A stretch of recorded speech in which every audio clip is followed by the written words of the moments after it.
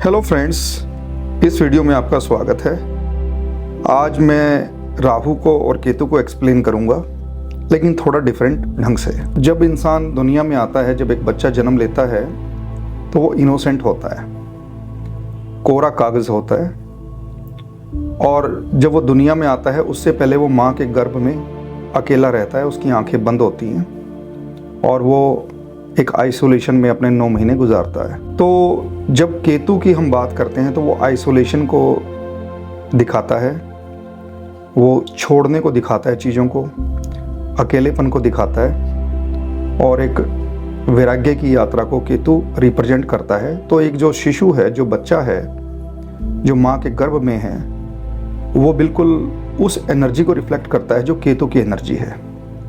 यानी कि केतु का जो करैक्टरिस्टिक्स हैं या केतु जिन चीज़ों को रिप्रेजेंट करता है, माँ के गर्भ में एक बच्चा उसी स्थिति के अंदर 9 महीने गुजारता है।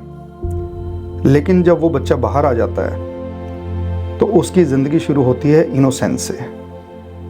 यानी कि जीवन की पहली लेयर इनोसेंस होना, कोरा कागज़। लेकिन धीरे धीरे वक्त के साथ वो इन्फॉर्मेशन गेन करता हुआ चलता है और फिर धीरे धीरे उसका इंटेलिजेंस बनता है, फिर वो लॉजिकल बनता है। और ये जो लॉजिकल बनने की यात्रा है, ये राहु से बहुत अच्छी तरह कनेक्ट होती है। राहु बाहर की दुनिया को दिखाता है। राहु चीज़ों को देखता है, ऑब्जर्व करता है, एनालिसिस करता है, ड्रीम लेता है, एम्बिशंस लेता है। और व्यक्ति की ये जितनी भी चीज़ें हैं, चाहे वो एम्बिशंस हैं, चाहे वो व्यक्ति का विज़न है, चाहे व्यक्ति अपने फ्यूचर के बारे में सोचता है, वो उसकी इन्फॉर्मेशन के बेस पे ही आधारित होता है। हम सब इन्फॉर्मेशन की दौड़ में भाग रहे हैं, पूरा वर्ल्ड इन्फॉर्मेटरी है। उसी इन्फॉर्मेशन को यूज़ करके हर व्यक्ति अपना इंटेलिजेंस बनाता है और उसी इंटेलिजेंस से उस व्यक्ति का लॉजिक होता है। और जो बाहर की यात्रा है, जो डिज़ायर की यात्रा है, जो एम्बिशन की यात्रा है, जो चीज़ों को जीतने की यात्रा है, चीज़ों को पकड़ने की यात्रा है, वो सब राहु के डोमेन में आती हैं। लेकिन अगर चीज़ों को छोड़ने की बात करें, मृत्यु की बात करें, मोक्ष की बात करें, वैराग्य में जाने की बात करें, भक्ति मार्ग की बात करें, डिवोशन की बात करें, सरेंडर की बात करें, ये सब चीज़ें केतु के डोमेन में आती हैं।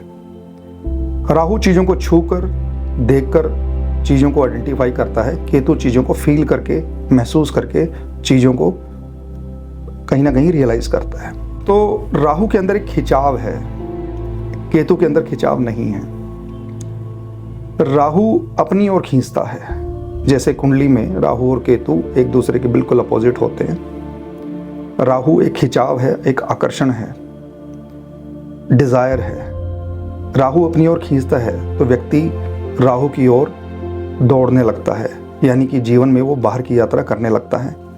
जबकि केतु का संबंध खींचने से नहीं है, समर्पण से है। तो व्यक्ति जीवन भर समर्पण नहीं कर पाता बहुत सारे केसेस में, और वो बाहर की यात्रा में ही कंटिन्यू अपने जीवन को करता है। तो जब हम राहु की बात करते हैं तो वो हमें संसारिक बनाता है, क्योंकि राहु माया है और संसार भी माया है। राहु डर को रिप्रेजेंट करता है, राहु एक खिंचाव को, एक अट्रैक्शन को रिप्रेजेंट करता है। राहु झूठ को रिप्रेजेंट करता है, फ्रेब को, छल को, धोखे को, बिट्रेयल को, चालाकियाँ करना। एक इम्प्योरिटी को भी राहु रिप्रेजेंट करता है, मिलावट को भी राहु रिप्रेजेंट करता है। फिर शॉर्टकट रास्ते अपनाना, यानी कि एज पर लॉ नहीं चलना, शॉर्टकट से पैसा कमाना, शॉर्टकट से सारी चीज़ें करना। डिससेटिस्फैक्शन भी राहु के डोमेन में आता है, फ़ायदा भी राहु के डोमेन में आता है, कनिंगनेस भी राहु के डोमेन में आती है। भ्रम, इल्यूज़न, ऑब्सेशन, बंधन, सडन ग्रोथ, सडन एक्सपेंशन, जादू, माया, जिज्ञासा, टेक्नोलॉजी, इन्वेंशन और जितनी भी चीज़ें आउट ऑफ द बॉक्स हैं, समाज से बाहर हैं, धर्म से बाहर हैं, जाति से बाहर हैं, वो सब चीज़ें राहु के डोमेन में आती हैं। मोह का भी संबंध राहु से है, लोभ का भी संबंध राहु से है, तर्क, कुतर्क, वितर्क, ये सब चीज़ें राहु के डोमेन में आती हैं। और अगर हम मोटे मोटे शब्दों में कहें तो जो साइंस है, जिसे हम विज्ञान कहते हैं, वो भी राहु के डोमेन में आती है, क्योंकि राहु टेक्नोलॉजी है, राहु लॉजिक है, इंटेलिजेंस है। और हमारी जो साइंस है वो इन्फॉर्मेशन पे, इंटेलिजेंस पे, लॉजिक पे ही आधारित होती है। राहु को मैंने डर से भी जोड़ा है।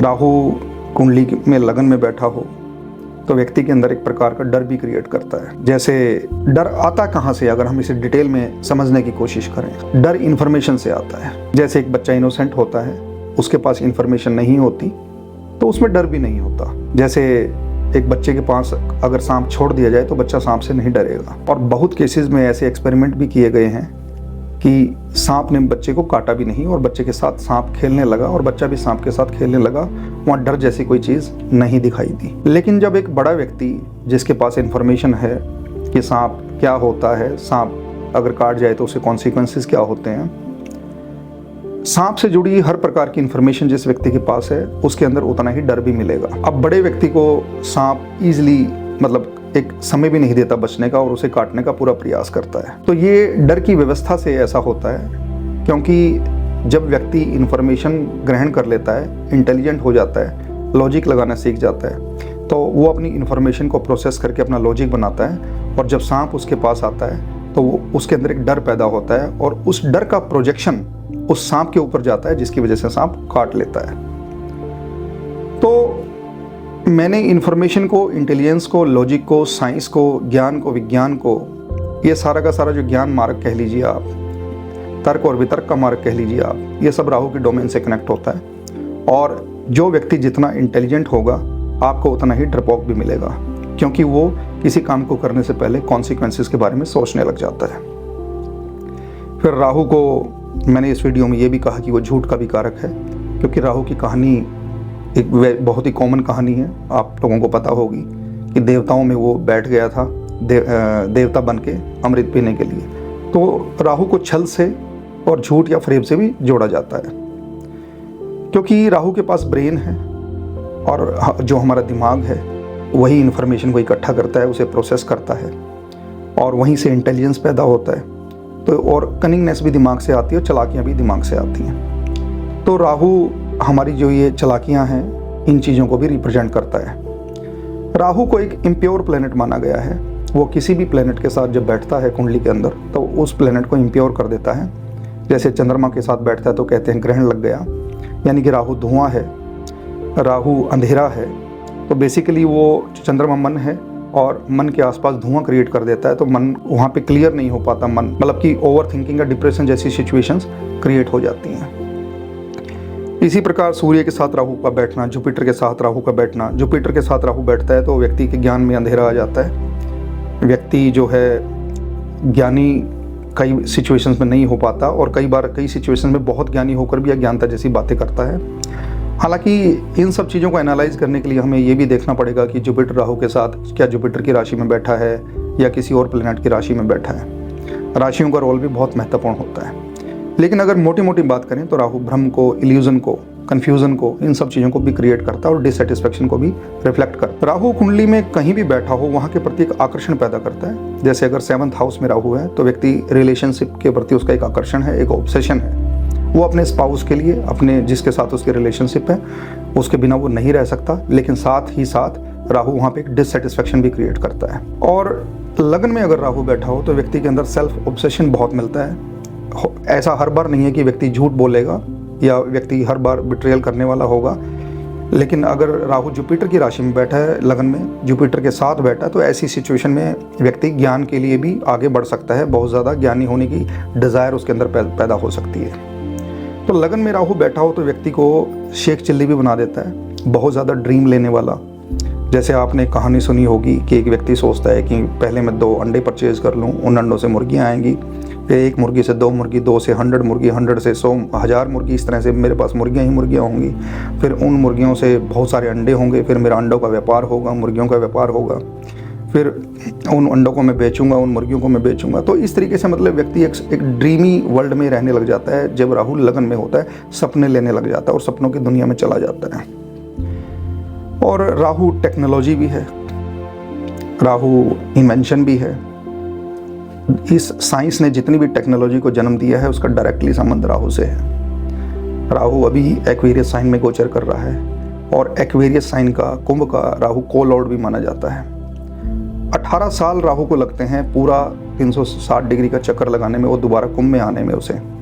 यानी कि पिछली बार जब राहु कुंभ राशि में आया था तो एप्पल फ़ोन का आविष्कार हुआ था आज से 18 साल पहले, और ट्विटर जैसे जो प्लेटफॉर्म है सोशल मीडिया के, इनका भी इन्वेंशन हुआ था। तो राहु जब अब कुंभ राशि के अंदर आया है 18 साल के बाद, तो अब आर्टिफिशियल इंटेलिजेंस का दौर आ गया है। यानी कि राहु जब 18 साल में 360 डिग्री का जोडिएक साइंस का चक्कर लगा लेता है तो वो टेक्नोलॉजी के, साइंस के एक पूरे काल को कंप्लीट कर लेता है और उसके बाद एक नई टेक्नोलॉजी कहीं ना कहीं इन्वेंट होती है और पुरानी टेक्नोलॉजी ख़त्म होने लगती है। यानी कि पुरानी टेक्नोलॉजी को लोग छोड़ना शुरू कर देते हैं और नई टेक्नोलॉजी को पकड़ना शुरू कर देते हैं। जैसे अभी कुछ टाइम पहले एआई का जन्म हुआ, लेकिन अभी जो आर्टिफिशियल इंटेलिजेंस है वो इन्फेंट स्टेज में है। कुछ सालों के अंदर जैसे जैसे राहु अपना जोडिएक साइंस के अंदर गोचर करेगा तो ये जो टेक्नोलॉजी है ये भी विकसित होने लगेगी और अपने आयाम पर पहुंचने लगेगी। लेकिन जब हम इसके विपरीत केतु की बात करते हैं, केतु का लॉजिक से कोई लेना देना नहीं है, केतु का तर्क से कोई लेना देना नहीं है। केतु का संबंध है सिर्फ फीलिंग से। जैसे अगर लग्न में केतु बैठा हो तो व्यक्ति के अंदर इंट्यूशन आ जाता है और फीलिंग से ही महसूस करके व्यक्ति को जान लेता है कि ये व्यक्ति पॉजिटिव है मेरे लिए या नेगेटिव है। केतु अकेलापन है। केतु बेसिकली काटता है, विरक्ति देता है, वैराग्य देता है, छोड़ने की बात करता है चीज़ों की, जबकि राहु पकड़ने की बात करता है। राहु कहता है संसारिक बनो, संसारिक चीज़ों को प्राप्त करो, एम्बिशंस लाओ, आगे बढ़ो। केतु कहता है नहीं नहीं, कुछ नहीं रखा इन सब चीज़ों में, छोड़ो। इसलिए जब केतु की किसी व्यक्ति की महादशा आती है तो लाइफ से चीज़ें छूटने लग जाती हैं। केतु 7th हाउस में बैठा हो तो स्पाउस के साथ डिटैचमेंट और कुछ सिचुएशन में डाइवोर्स जैसी स्थितियाँ भी पैदा हो जाती हैं। यह व्यक्ति रिलेशनशिप्स का पूरा एंजॉय नहीं ले पाता। वीनस केतु के साथ हो तो व्यक्ति के पास पैसा होगा, लग्जरी होगा, लेकिन वो उसका एंजॉय नहीं ले पाता। तो एक व्यवस्था तो है राहु की जो इन्फॉर्मेशन की, इंटेलिजेंस की, लॉजिक की है, जिससे लॉजिक बनता है बेसिकली, और एक व्यवस्था है केतु की जो फीलिंग की व्यवस्था है, जो डिवोशन की व्यवस्था है, जो सरेंडर की व्यवस्था है, जो जन्म देती है इंट्यूशन को। इंट्यूशन का संबंध ब्रह्मांड से है, प्रकृति से है, पूर्ण होने से है, कंप्लीट होने से है। राहु इन्फॉर्मेशन से आधारित जिंदगी जीता है व्यक्ति राहु के प्रभाव में, और इन्फॉर्मेशन कभी भी पूर्ण नहीं होती, हमेशा अधूरी रहती है। तो इसलिए सारे लॉजिक अधूरे हैं। एक लॉजिक काट कर व्यक्ति दूसरा लॉजिक क्रिएट कर लेता है और ये प्रक्रिया जिंदगी भर चलती रहती है। जबकि केतु का जो डोमेन है वो एक अंदर की यात्रा है, वैराग्य की यात्रा है। केतु जो है वो इंट्यूशन को क्रिएट करता है। भक्ति मार्ग की जब हम बात करेंगे तो हम केतु की बात करेंगे। हालांकि राहु भी डिससेटिस्फैक्शन को क्रिएट करता है, केतु भी डिससेटिस्फैक्शन को क्रिएट करता है। राहु भी ब्लॉकेजेस की बात करता है, केतु भी ब्लॉकेजेस की बात करता है। राहु बाहर की दुनिया में जो संसारिक जीवन है आपका, उसमें ब्लॉकेजेस की बात करता है, उसमें अधूरेपन की, डिससेटिस्फैक्शन की बात करता है। और केतु व्यक्ति को अंदर के मार्ग में जब वो मेडिटेशन में उतरता है और अपने होने का कारण खोजता है और वहाँ पर डिससेटिस्फैक्शन की बात केतु करता है। केतु को मोक्ष का द्वार भी कहा गया है, कुछ जगह पे केतु को मोक्ष का प्लैनेट भी माना गया है। अब जो केतु है उसका संबंध प्रेम से है, भक्ति से है, जबकि राहु का संबंध मोह से है, लोभ से है। देखिए मोह का मतलब क्या है, जैसे आपने मेहनत करके अपने लॉजिक के दम पे, अपने इंटेलिजेंस के दम पे बहुत कुछ प्राप्त कर लिया है और अब आप उसके मोह में पड़ गए हैं, आप बंधन में पड़ गए हैं, आप उन चीज़ों को छोड़ नहीं पाते। और लोभ भी आपके अंदर है। लोभ का मतलब होता है कि जिन चीज़ों को आपने अभी नहीं पाया, जिस रेस में अभी आप भाग रहे हैं कि मुझे ये चीज़ें भी प्राप्त करनी है, तो एक जगह तो वो जो ऑलरेडी आपको मिल चुका है आप उससे जकड़े हुए हैं, और दूसरा अभी भी आप भाग रहे हैं क्योंकि आपको अभी बहुत कुछ प्राप्त करना है। इसको अगर हम सिंप्लीफाई करके समझें तो जैसे एक व्यक्ति के पास 1 लाख रुपया है तो उसका तो उसे मोह है, उसने उसे बैंक अकाउंट में रखा हुआ है, लेकिन अभी उसको लोभ है कि मुझे 10 लाख और कमाने हैं, वो 10 लाख के पीछे और भाग रहा है। लेकिन जब हम केतु की बात करते हैं तो उसका मोह और लोभ से कोई लेना देना नहीं है। केतु का प्रेम से संबंध है, केतु का भक्ति से संबंध है। और जब हम भक्ति की बात करते हैं तो सरेंडर की बात करते हैं, जब हम प्रेम की बात करते हैं तो अनकंडीशनल चीज़ों की बात करते हैं। क्योंकि मोह और लोभ की जब हम बात करते हैं, राहु की जब हम बात करते हैं, लॉजिक की हम बात करते हैं, इंटेलिजेंस की हम बात करते हैं, तो लॉजिक और इंटेलिजेंस हमेशा कहीं ना कहीं कंडीशंस लगाता है, और जहाँ कंडीशंस हैं वहाँ मोह है, बंधन है। और जहाँ पर प्रेम है, भक्ति है और सब चीज़ें अनकंडीशनल है, वहाँ केतु की डोमेन आती है, केतु का इन्फ्लुएंस आता है। देखिए बंधन की जब हम बात करें, अब बहुत सारे बंधन जिंदगी में होते हैं। जैसे कोई व्यक्ति किडनैप हो जाता है और शनि और राहु जैसे ग्रह बंधन देते हैं, और राहु कई बार या मंगल का प्रभाव भी अगर वहाँ पे हो तो किडनैपिंग के बाद वहाँ पे पीड़ा भी होती है। तो आपका अपनी प्रॉपर्टी से बंधन, आपका अपने पैसे से बंधन, आपका अपने परिवार से बंधन, तो ये बंधन का जो डोमेन है, बॉन्डेज का जो डोमेन है, जो मोह है जिसे आप छोड़ नहीं पाते, जब वह विरक्ति की तरफ आप नहीं जा पाते, वो राहु है। क्योंकि राहु खिंचाव है, आपको अपनी ओर खींचता है और आप खींचे चले जाते हैं क्योंकि आप माया के लूप में फंसे हैं। जबकि केतु अपनी ओर नहीं खींचता है। केतु कहता है कि जब राहु के खिंचाव से बाहर आने की क्षमता आप में डेवलप हो जाए तब आप मेरी तरफ आ जाना, अन्यथा आप अपना बहाव जारी रखें। तो केतु इंतज़ार करता है कि व्यक्ति सब चीज़ों को छोड़कर वैराग्य की ओर एक वक्त के बाद प्रस्थान करेगा। एक जीवन में नहीं दूसरे जीवन में, दूसरे जीवन में नहीं नेक्स्ट जीवन में, इस तरह यह यात्रा चलती रहती है।